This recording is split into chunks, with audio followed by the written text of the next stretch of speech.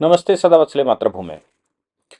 और अमिल, Mumbai high court का एक डिसीजन जो इस समय चर्चा का विषय बना हुआ है, और मुझे लगता है कि हम सबको जानना भी चाहिए। देश में सभी पारिवारिक व्यवस्था में रहते हैं हमारे यहाँ, और पारिवारिक व्यवस्था में कानूनों के हिसाब से बहुत कुछ गड़बड़ चल रही है। ये गड़बड़ कैसे सही होगी और क्या किया जाए, ये सवाल है। हालांकि सोसाइटी बिगड़ चुकी है, क्योंकि समाज की एक और खास बात है, अगर सोसाइटी को सही से एजुकेट न किया जाए, ये न बताया जाए कि उसको संबंध स्थापित करने कैसे हैं लोगों से, उसके सारी दुनिया के साथ कैसे संबंध होने चाहिए। क्योंकि भारतीय विज्ञान में या भारतीय शास्त्रों ने जो बताया है वो बताया है, और उसमें पूरा विज्ञान बताया है। उन्होंने भारतीय विज्ञान में खास बात यह है कि सारे संसार के प्रत्येक अणु या परमाणु या जीवित चीजें या स्थावर चीजें, मतलब लिविंग और नॉन लिविंग, और पूरे विश्व का चलायमान, पूरे इस संसार का चलायमान स्थिति, उनके साथ हमारा रिलेशन कैसा हो और उनका प्रभाव हमारे ऊपर कैसा है, और हमें उनके साथ व्यवहार कैसे करना है, यही सदाचार है। तो मेरा आचरण मैं कैसे करता हूं, सदाचार कैसे करता हूं, और मेरा संबंध कैसा हो, ये भारतीय शास्त्र है। अब इसका विकृत रूप आ गया। मैं उसके लिए कहता हूँ कि सूर्य से मेरी स्थिति क्या है, चंद्रमा से स्थिति क्या है, बाकी ग्रहों से स्थिति क्या है। पृथ्वी पर हमने जन्म लिया तो पृथ्वी पर प्रत्येक पेड़ पौधा, निर्जीव जीव, सबके साथ मेरा संबंध क्या है। फिर हम मानव जाति में आ जाते हैं, मानवों में मेरा संबंध क्या है, पिता के साथ, माता के साथ, भाई के साथ, बहन के साथ, पड़ोसी के साथ, रिश्तेदार के साथ। फिर हम आ जाते हैं इंडिविजुअल, मेरा मेरे पत्नी के साथ, मेरे बच्चों के साथ, और मेरा मेरे शरीर के साथ। मेरे शरीर के अंदर जो भी कल पुर्जे हैं, उनके साथ मेरा संबंध कैसा होना चाहिए और उनके साथ मुझे कैसा व्यवहार चेक करना चाहिए, यही भारतीय शास्त्र है, यही भारतीय विज्ञान है। अब इसमें इस विज्ञान की गहराई ये बताती है कि प्रत्येक चीज, प्रत्येक सेल की अपनी एक परिणति है। लेकिन इन सब विज्ञान के बावजूद व्यवहार नीति, कि मेरा व्यवहार कैसा हो, मेरा व्यवहार क्या सदाचारी है, मेरा व्यवहार किन चीजों के साथ, किन लोगों के साथ कैसा हो, किन संबंधों के साथ कैसा हो। एक तो ब्लड से रिलेशन होता है, दूसरा विवाह से रिलेशन होता है, दो ही प्रकार के संबंध होते हैं। तीसरा मित्रता से संबंध होता है, यानी कि व्यवहार से। तो ब्लड से रिलेशन का कि में कैसा व्यवहार होना चाहिए, बाहर से जो विवाह हुआ उससे रिलेशन में कैसा व्यवहार होना चाहिए, और मेरी मित्रता हुई, मेरी सोसाइटी के बीच में कैसा मेरा व्यवहार होना चाहिए, वो सदाचारी व्यवहार ही भारतीय व्यवस्था है। अब इसको बिगाड़ना हो तो अंग्रेजी शासन पर चले जाइए, इसको बिगाड़ना हो तो पश्चिम की तरफ देखने लगिए। पश्चिम के लोग कहते हैं कि वो सामने उस पर विश्वास करते हैं, आज पर विश्वास करते हैं। यानी कि संबंधों का कोई परिणाम नहीं, आगे भविष्य कैसा हो उससे कोई मतलब नहीं है, पीछे भविष्य कैसा था उससे कोई मतलब नहीं है, और क्या हो, इसलिए उनके उनके बीच में विवाह होता है तो इजाब कबूल हो जाता है। इजाब कबूल से मतलब एक ने ऑफर दिया, दूसरे ने एक्सेप्टेंस दी, एक्सेप्टेंस और ऑफर के आधार पर कॉन्ट्रैक्ट बन गया, और जो कॉन्ट्रैक्ट बन गया तो भाई उसको पालन करो, नहीं तो ब्रीच कर दो, कॉम्पनसेट कर दो, बात खत्म हो गई। ऐसे ही ईसाइयों में है, दोनों को किस कर लो, पादरी के सामने हाँ ना कर लो, दोनों को किस कर लो, किस करने की उसने बात की, जमजम पानी उसने डाला और बोले तुम्हारा संबंध हो गया, तुम कॉन्ट्रैक्ट से बंध गए हो। लेकिन हिंदू समाज ऐसा नहीं है। पर कानून तो अंग्रेजों ने ही बनाए हुए हैं, अंग्रेजों के समय पर बने हुए कानूनों के आधार पर ही हम चलते हैं। हम भारतीय व्यवस्था को ना तो कभी लागू कर पाए और ना ही भारतीय परंपराओं को कभी एजुकेट कर पाए। आज तो जितनी भी एजुकेशन है वो एक कॉमर्शियल एजुकेशन है, यानी कि धन कैसे कमाया जाए। उस एजुकेशन में कहीं पर भी संस्कृति नहीं बची, कहीं संस्कार नहीं बचे, कहीं व्यवहार प्रणाली नहीं बची, और कहीं पर भी आपके सदाचार की शिक्षा नहीं बची। अब ये माँ बाप जितना दे दें उतना बहुत है। गुरुकुलों में कुछ समय कुछ दी जा रही है, या फिर मैं कहूँ कि ये जो विद्या भारती के स्कूल हैं, जिसको शिशु मंदिर, विद्या मंदिर, ज्ञान मंदिर आप नाम देते हैं, इन विद्यालयों में इस प्रकार की शिक्षा थोड़ी बहुत मिलती है। लेकिन परिवारों ने वो व्यवस्था खत्म कर दी। जितनी ये पढ़ा लिखा कर सही कर पाते हैं, उतना ज्यादा टेलीविजन और फिल्म इंडस्ट्री हमारी खराब कर देती है। तमाम तरह के सीरियल, तमाम तरह के जो चैनल चलते हैं उसमें आता है ये इसका पहला पति था, वो उसका दूसरा पति था, वो तीसरे पति से वो बेटी, इसके इसके इलीगल संबंध। एक आदमी के 4-5 संबंध ना हो और उसकी औरत के भी 4-5 संबंध ना हो, मतलब महिला के भी 4-5 संबंध ना हो, तब तक सीरियल पूरा नहीं होता और इसी में उलझा रहता है। ये पहले इनकी पत्नी थी, इनसे प्रेम हुआ था, उससे बच्चा हो गया, ये पहली पत्नी थी, इनसे हुआ था, ये बच्चा हो गया, ये तीसरी पत्नी थी, इससे हो गया, ये चौथी आजकल चल रही है और पांचवी आज तक लाइन में है ऐसे ही पत्नी का। अब ये जब ऐसा संबंध रहेगा और कानूनी व्यवस्था के अनुसार मैं हावी हो जाएगा तो सवाल तो सेक्रीफाइस का बता ही नहीं। पति अगर सेक्रीफाइस करेगा तो पत्नी कहती है मेरे पास कानून है, पत्नी सेक्रीफाइस करती है तो पति कहता है मैं धन कमा कर लाता हूं। पत्नी और पति दोनों ही एक दूसरे के ऊपर पजेसिव हो जाते हैं, यानी कि दोनों के फ्रीडम खत्म करना चाहते हैं कि भाई फ्रीडम नहीं रहेगी, मेरे अनुसार ही चलोगे, सुबह उठोगे तो मेरे अनुसार उठोगे, शाम को बैठोगे तो मेरे अनुसार बैठोगे, खाओगे तो मेरे अनुसार खाओगे, नहीं खाओगे तो मेरे अनुसार खाओगे, जा रहे हो तो क्यों जा रहे हो, आ रहे हो तो क्यों आ रहे हो, आज तुमने ये शर्ट क्यों पहन ली, आज तुमने वो पैजामा क्यों पहन लिया, आज तुम इतनी देर कैसे लगा दी, इतनी जल्दी कैसे आ गए। ये पजेसिवनेस भलाई के लिए हो तो अच्छा है, लेकिन जब ये क्रूएलिटी के फॉर्म में आ जाता है तो बड़ी समस्याएं खड़ी होती हैं और इन पति पत्नी के बीच में दूरी बनना स्वाभाविक है। और ऊपर से उनको मिलाने के सिस्टम की बजाय, उनको एजुकेट करने की बजाय वो अपने अहंकार में बढ़ते चले जाते हैं, क्योंकि लड़की के परिवार वाले उसको उकसाते हैं और लड़के के परिवार वाले उसको भी उकसाते होंगे और ये उकसाहट में इतनी दूरी बन जाती है। अब इनके जो बच्चे हुए, दूरी तो बन गई, बच्चे हुए, इकोनॉमिकली हो सकता है कि माननीय न्यायालय के इंटरवेंशन से कोई 10-20 हजार रुपए महीने ले लो, लाख 2 लाख 50 लाख रुपए ले लो, लेकिन क्या धन पारिवारिक संस्कृति के जो अरमान है उनको पूरा कर सकते हैं। एक स्टेज ये भी आती है जो पहले सिखाया जाता है, भैया नहीं बनती तो एक ही घर में रहो, कम बोलो, खाओ पियो और रहो।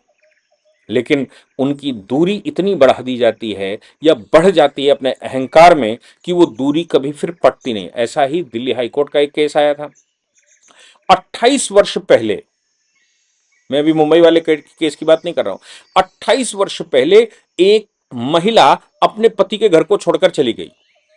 कई बार वो बुलाने जाता रहा, ले आया, फिर वो बेचारा झुककर माफी मांग ली, फिर कर लिया। एक बार वो गया तो उसके पति ने निर्णय कर लिया कि नहीं अब हम इसको बुलाएंगे नहीं, क्योंकि 10वीं बार हो लिया।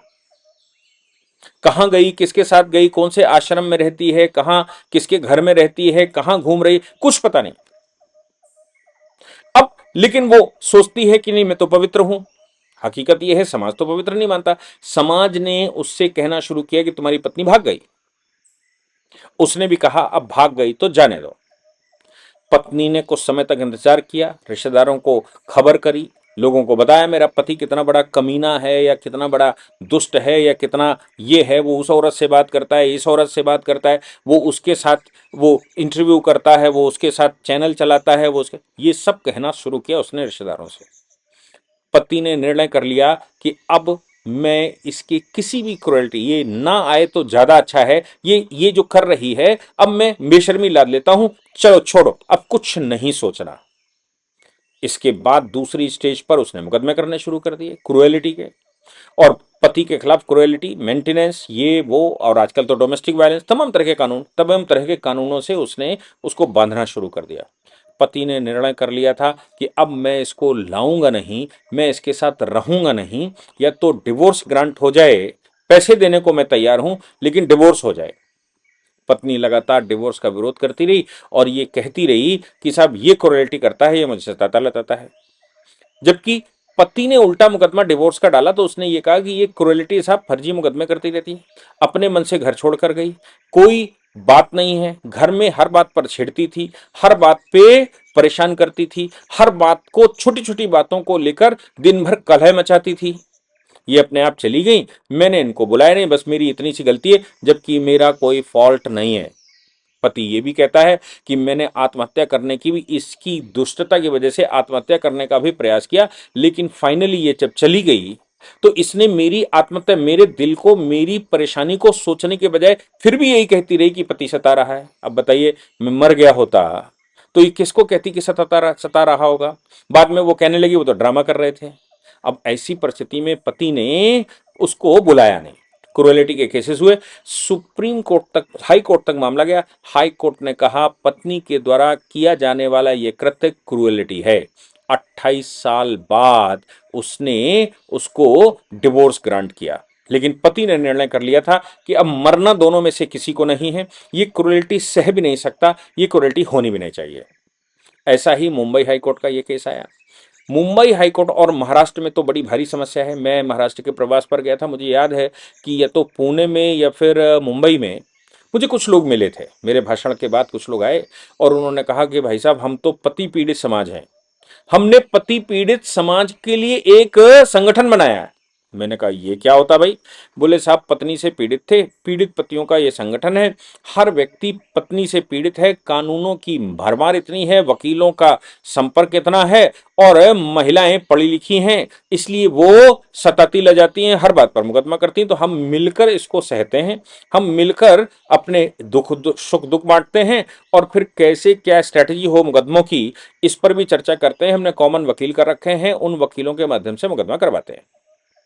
आप सोचिए, ये बात मुझे लगता है 7-8 साल पहले की है। मैं 370 कर रहा था, उसी के भाषण के बाद कुछ लोग मिले थे। तो महाराष्ट्र में तो ये सिचुएशन तक आ गई है, और कुछ लोग अभी जो जानकार होंगे वो लिखेंगे भी इस पर नीचे कि साहब वो पत्नी पीड़ित समाज है, पति पीड़ित पतियों का संगठन बनाया रखा है, साहब क्या करें, मजबूरी है। महाराष्ट्र का ये केस है। इस केस में क्या हुआ कि महिला लड़ झगड़ कर अपने घर चली गई, मायके चली जाती है। मायके जाने के बाद पहले तो वो पति पर दबाव बनाती, जैसे मैंने कहा कि वो कहेगी पति कमीना है, मैं तुझे बर्बाद कर दूंगी, मैं तेरी पोल खोल दूंगी, मैं तेरी सीक्रेट बता दूंगी, कि सीक्रेट तो जानती होगी पत्नी है तो, मैं तेरी सीक्रेट बता दूंगी, और कुछ कुछ क्या क्या नहीं कर दूंगी। ज्यादातर समाज के लोग इस बात को एक स्टेज तक बैन करते हैं और कहते हैं कि ठीक है यार, इसको बुला लो, खाली पीली हो जाएगा। लेकिन इन्होंने भी वही काम किया, इस पति ने उसको बुलाया नहीं। महिला ने डोमेस्टिक वीमेन वायलेंस के केस डाल दिए, मेंटेनेंस के केस डाल दिए, ये क्रूएलिटी के केस डाल दिए, तमाम तरह के केसेस डाल दिए। केसेस डालने के बाद इसके ऊपर डाले, और इनके भाइयों के ऊपर, मतलब पति के भाइयों के ऊपर सेक्सुअल असॉल्ट के केस भी डाल दिए। मॉलेस्टेशन कर रहे हैं ससुर साहब, और मेरा देवर और मेरा जेठ मॉलेस्टेशन कर रहा है। महिलाएं घर की वो क्रूएलिटी कर रही हैं, ये सब केस डाल दिए। कोर्ट में केस गया तो नीचे सिविल कोर्ट में जो जिस तरह के केसेस डाले हुए थे, और क्रिमिनल कोर्ट में जो क्रिमिनल केस डाले हुए थे, उन्होंने महिला के केसेस को डिसमिस कर दिया। पति ने डिवोर्स का केस डाला कि भाई अब इससे ज्यादा क्या हो सकता है, बदनाम तो कर ही चुकी है दुनिया भर में, और दुनिया भर का सब काम कर चुके हैं, हम कुछ भी कॉस्ट पे करने को तैयार हों, लेकिन हम इस मामले में कॉम्प्रोमाइज करने को तैयार नहीं। हम सब इनको जो आप बताओ वो करेंगे, लेकिन हमें डिवोर्स ग्रांट करो। फैमिली कोर्ट ने डिवोर्स ग्रांट कर दिया। डिवोर्स ग्रांट करने के बाद सेशन कोर्ट गई महिला, और बताया कि साहब ये सताते थे, ले जाते थे, वही वही सब बातें। डिस्ट्रिक्ट कोर्ट ने ये बात महसूस करी कि जो एविडेंसेस हैं, उन एविडेंसेस में ऐसा कुछ है नहीं जिससे ये कहा जा सके कि वो सताती ले जाती थी। कुछ वीडियो शीडियो उसने रिकॉर्ड करके रखे थे, जो पारिवारिक संरचना में इस प्रकार की बहसबाजी होती रहती है। उन्होंने कहा ये तो क्रुएल्टी नहीं है, और ये कहा कि ये जो तुमने तमाम तरह के मुकदमे डाल रखे हैं पति के खिलाफ, ये अपने आप में क्रुएलिटी है, ये अपने आप में प्रताड़ना है। और जब पत्नी प्रताड़ना कर रही हो तो डिवोर्स के ग्राउंड में पति पत्नी पर प्रताड़ना करे या पत्नी पति पर प्रताड़ना करे, दोनों ही प्रताड़नाओं में डिवोर्स ग्रांट हो जाती है। सेशन कोर्ट ने यानी कि डिस्ट्रिक्ट कोर्ट ने भी ग्रांट कर दी डिवोर्स। महिला हाई कोर्ट पहुंचती है, और हाई कोर्ट में जाकर मुकदमा लगाती है, और ये कहती है कि एक तो उल्टा सता भी रहे हैं पति, मैंने डोमेस्टिक वायलेंस का केस डाला हुआ है, मैंने वो डाला हुआ है, मैंने क्रुएल्टी का केस डाला हुआ है, मैंने सिविल का मेंटेनेंस का केस डाला हुआ है, और ये साहब, ये श्रीमान जी, ये मुझे मेंटेनेंस देने के बजाय डिवोर्स मांग रहे हैं। मैं डिवोर्स का विरोध करती हूं। जब बहस उसमें चली तो यह हुआ कि क्या डोमेस्टिक वीमेन वायलेंस का केस डालना, क्या मेंटेनेंस का केस डालना, क्या क्रूएलिटी का केस डालना खुद में क्रूएलिटी है, गलत केस डालना? तो हाईकोर्ट ने कहा कि केस फाइल करना कहीं से क्रूएलिटी नहीं है, लेकिन जो गलत रिपोर्ट, जो एफआईआर दी गई या जो मुकदमा किया गया, उसमें जो एफिडेविट लगाया गया या उसमें जो बयान दिए गए, वो गलत बयानी खुद में क्रूएलिटी है। यानी कि डोमेस्टिक वीमेन वायलेंस का केस दिया जा रहा है, डोमेस्टिक वीमेन वायलेंस का केस हो रहा है, और पति उसको पैसे भी ट्रांसफर कर रहा है। मजे की बात देखिए, पति उसको पैसे देता है, वो बाहर हो गई, पति पैसे दे रहा है और कह रहा है कि भाई तुम अपना खर्चा पानी उठाओ, मैं लीगल जिम्मेदारी लेता हूं कि तुम्हारा खर्चा पानी जो भी मिनिमम 10-5 हजार रुपए दे सकता था, अब महिला कहे कि नहीं मुझे 50 हजार चाहिए, तो 50 हजार तो नहीं दे पाएगा, लेकिन खाने पीने का खर्चा तो दे ही सकता है, स्कूल के बच्चों की फीस तो दे ही सकता है, जो भी होता हो, 8-10 हजार रुपए जो भी दे रहा होगा वो दे रहा था। अब महिला कहे कि नहीं साहब हमें ये 8 हजार रुपए दे रहे हैं, इसमें क्या होता है, हमें तो एसी में रहना है, हमें तो गाड़ियों में चलना है, हमें तो एसी में व्यवस्था करनी है, हमें तो टॉप क्लास चाहिए। तो फिर ऐसी परिस्थिति में हाई कोर्ट भी मजबूर था, उन्होंने कहा भाई पति इतना सब कुछ आपके साथ कर रहा है, फिर भी क्रुएलिटी का केस डाले पड़ी हो, उसको बदनाम करे पड़ी हो, उसकी सोसाइटी खराब कर रही हो, उसकी पहले तो कंपनी छोड़ के चलेगी, मतलब उसके घर को छोड़कर चलेगी खुद, घर में रहते हुए डोमेस्टिक वीमेन वायलेंस का केस पड़ता तो समझ में आता, घर में रहते हुए मेंटेनेंस मांगा जाता तो समझ में आता, क्रूएल्टी का केस घर में रहते हुए होता तो समझ में आता। एक तो तुम घर छोड़कर चली गई पहली बात, फिर झूठी रिपोर्टें दे रही हो, उसका तुम्हारे पास कोई एविडेंस तो है नहीं, प्रूफ नहीं कर सकती कि तुम्हारे साथ कुछ गलत हो रहा है, और जो एविडेंसेस दे रहे हो वो यूजुअल है कि साहब इन्होंने धक्का दे दिया था, मैं घुटनों के ऊपर गिर पड़ी तो घुटने में मेरे चोट आ गई, मेरे देखो ये सब ऐसा हो गया था, ये मेरे दाग पड़ गया था, ये मेरे निशान पड़े थे, लेकिन कोई एविडेंस नहीं है।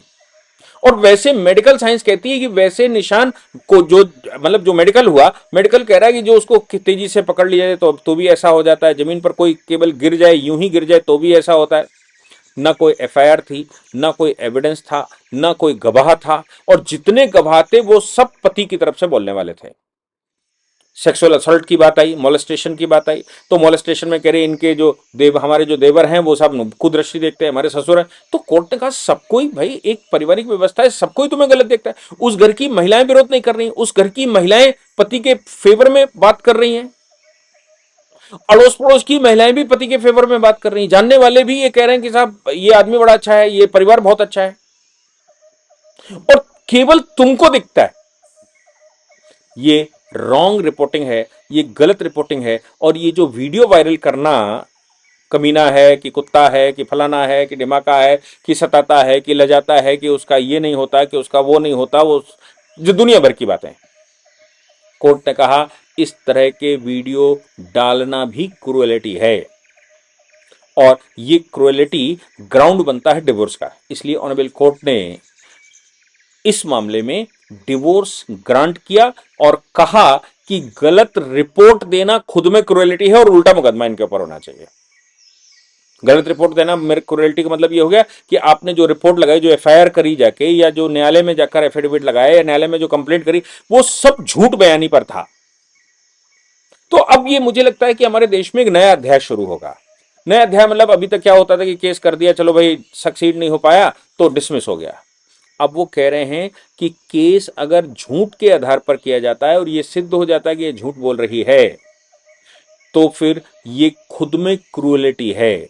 मेंटेनेंस तो छोड़ दीजिए, डोमेस्टिक वीमेन वायलेंस छोड़ दीजिए, बाकी सब कुछ छोड़ दीजिए, ये जो गलत बयान देना, ये जो वीडियो वायरल करना, ये जो चीजों को समाज में छोड़ना, गलत बयानबाजी करना, उसके मिलने वालों को फोन कर करके बताना, उसके मिलने वालों को वीडियो भेजना ताकि दबाव बना सके पति पर, ये सब खुद में क्रूएलिटी है। पति ने भगवान का नाम लिया, और मुझे लगता है उसने भगवान का नाम लेते हुए कहा होगा कम से कम ये मुसीबत अब तो छूट गई। अब ये कोर्ट चूंकि कह रहा है ये गलत बयानी है, कोर्ट कह रहा है ये गलत बातें हैं, कोर्ट कह रहा है कि ये क्रूएलिटी है, कोर्ट कह रहा है तुम झूठ बोल रही हो, तो अगर वो अब चिल्ला चिल्ला के दुनिया में कुछ भी बयान देगी तो भी पति सेफ है, कोई मानने वाला नहीं, क्योंकि कोर्ट का ऑर्डर है। दूसरी बात यह भी होती है कि अब अगर वो आगे बोलेगी डिवोर्स ग्रांट हो चुका है, तो ये मानहानि का केस भी बनेगा, ये ब्लैकमेल करने का केस बनेगा, ये पत्नी के द्वारा क्रूएलिटी करने का केस बनेगा, और अब उल्टी क्रिमिनल कार्रवाइयां पत्नी के खिलाफ हो सकती हैं, उसको जेल भी जाना पड़ सकता है। मुझे लगता है ये नया अध्याय है जो कोर्ट ने ऐसा डिसीजन दिया है। मैं उस जजमेंट को नीचे, उसकी जो लिंक है उसको नीचे नीचे पेस्ट करने की कोशिश करूंगा, नहीं तो साइटेशन तो एटलीस्ट मुंबई हाई कोर्ट का दे ही दूंगा, दिल्ली हाई कोर्ट वाला भी साइटेशन दे सकता हूं, दे दूंगा कि 28 साल तक ये होता रहा, और ये औरंगाबाद हाई कोर्ट यानी कि मुंबई हाई कोर्ट का औरंगाबाद ब्रांच ने जो ये जजमेंट दिया है, इस जजमेंट को भी नीचे कोट करूंगा। हो सकता है कि इंटरप्रिटेशन करते समय मैं कुछ ज्यादा इलेबरेट कर गया हूं, जैसा लोग कहते हैं कि आप ज्यादा इलेबरेट कर देते हैं, इलेबरेट कर गया हूं, तो उसके लिए क्षमा करिए। जय हिंद, जय भारत, वंदे मातरम।